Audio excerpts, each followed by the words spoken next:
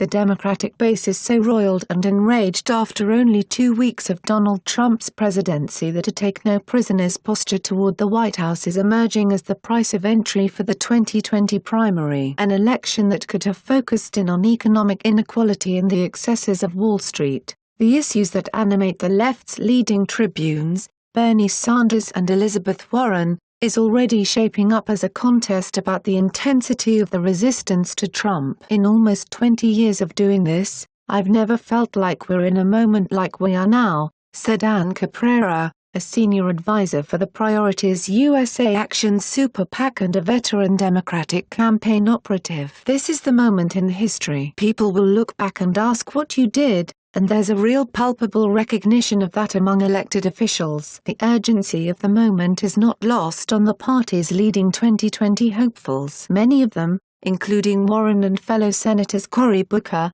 Kirsten Gillibrand, and Kamala Harris, abandoned their schedules last weekend to appear at protests in their home states or in Washington, grasping the imperative to be both public and distinctive in their opposition to Trump's executive order on refugee travel. Then Warren, Sanders, Gillibrand, and Booker voted against approving Elaine Chao for Secretary of Transportation, one of Trump's least controversial picks and an unmistakable thumb in the eye of Chao's husband, Senate Majority Leader Mitch McConnell. People will say, "Where were you when he appointed Jeff Sessions? Where were you when he picked a Supreme Court justice?"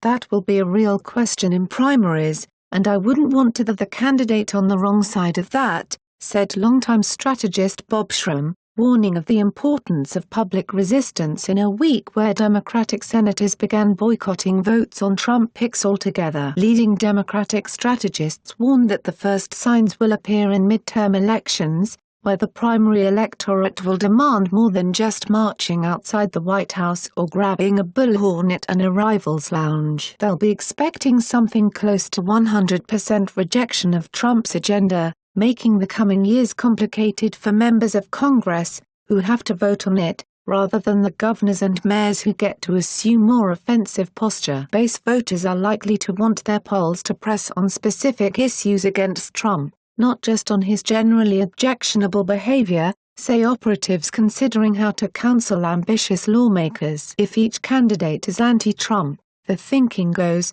the best way to distinguish oneself is to distill an original anti-Trump message focused on a concrete policy point. I don't really have any doubt that, setting party or ideology aside, all of us as Americans are going to be talking to our kids and grandkids about this time in American history and what we were doing, said former Missouri Secretary of State Jason Kander, who narrowly lost that state's U.S. Senate race in 2016. And that means we all have to maximize the platform that we have. Democratic polls at every level have instinctively reacted to the idea that party voters are demanding a response commensurate with the scale of the perceived threat. After many of them caught grief for missing the women's marches to appear at a donor conference the previous weekend. For example, 3 of the candidates for Democratic National Committee chairmen rushed to George Bush Intercontinental Airport in Houston to protest publicly following their candidate forum last Saturday. It's not just traditional progressive leaders who are leading the charge to respond to the base. Among the most prominent faces of the anti-Trump airport protests were a pair of moderate governors who have previously clashed with liberals,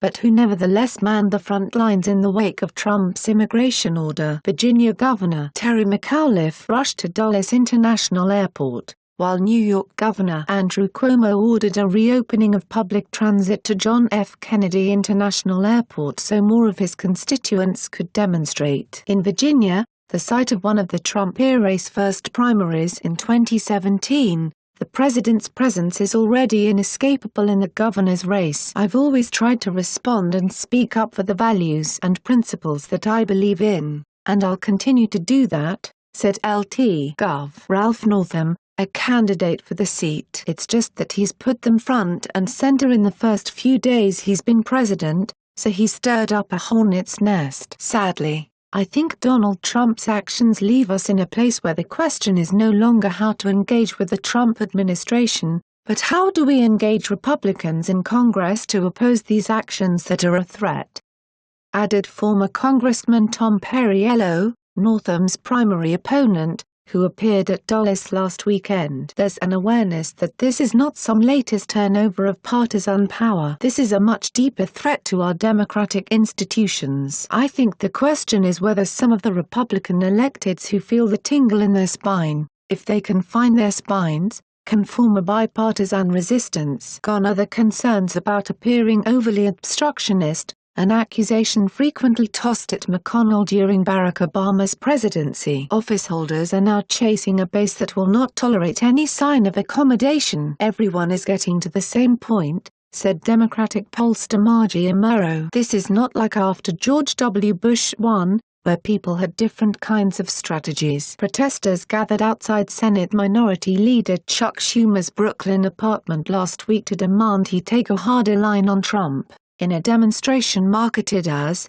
"What the FCK," Chuck Warren, the progressive icon, was forced to defend her vote to approve Ben Carson's nomination for Housing and Urban Development Secretary, taking to explain a move that had party members accusing her of selling us out at the DNC meeting in Houston last weekend. Still facing heat, Warren expanded on her apology in a speech to the Congressional Progressive Caucus in Baltimore on Saturday. "Like a lot of you, I'm still finding my way, finding my footing, day by day, step by step," she said. "We make mistakes, but with each passing day, we learn." Liberal Rhode Island Sen. Sheldon Whitehouse got an even rougher ride. He was shouted down by protesters yelling "obstruct" last week in Providence after he voted for Trump's CIA director pick, former Congressman Mike Pompeo. The point was made, asked on MSNBC several days later if he would support Secretary of State nominee Rex Tillerson,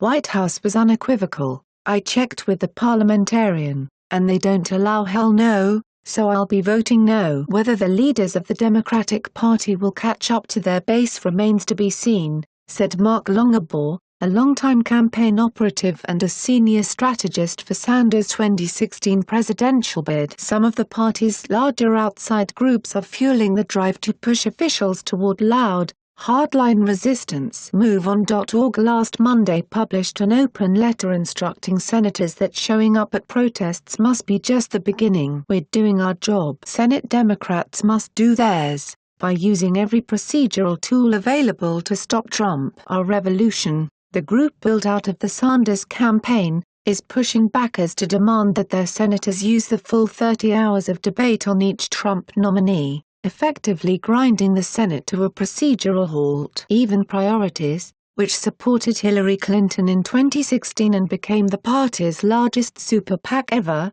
has stepped up the pressure on lawmakers now that Trump has picked Judge Neil Gorsuch for the Supreme Court. The group is mobilizing its supporters to urge their senators to force a 60-vote threshold for him. To professional Democrats who've been working for candidates for decades, the current wave of activity is beginning to look more like a broad-based movement. "This is a grassroots reaction at a level of intensity that I haven't seen in the Democratic Party since Vietnam," said Schramm. "It even exceeds the reaction to Iraq, which was more a slow simmer than this kind of explosive reaction," added former New Mexico governor and one-time presidential hopeful Bill Richardson. "Anyone who was hoping for a reconciliation or bipartisanship is smoking weed right now." It's News Exposed signing off.